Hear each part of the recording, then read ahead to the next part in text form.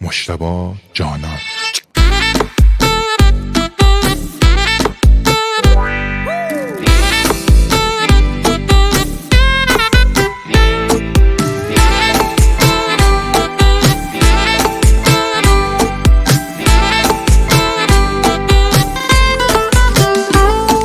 شدم درمانگر درد نگاری که دردش را به من هرگز نمی گفت. بوسه گرفتم از سکوت تلخش، اما حال دلش را با طبیب دیگری گفت. حال دلش را با طبیب دیگری گفت.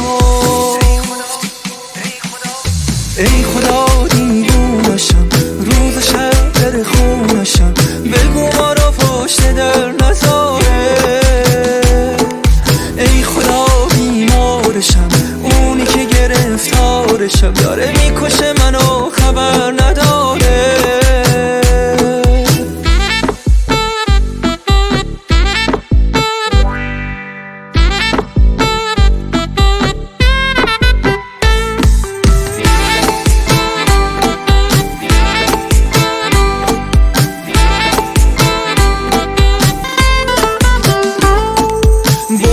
نشسته در گلو، حال منو به او بگو، بگو که با دلم چه کرده. شاید این دل بر بی خیال من خنده کند به حال من، خنده او دوای درده.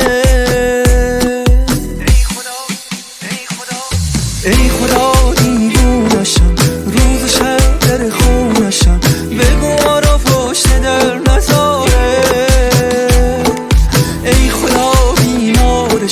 اونی که گرفتارشم، داره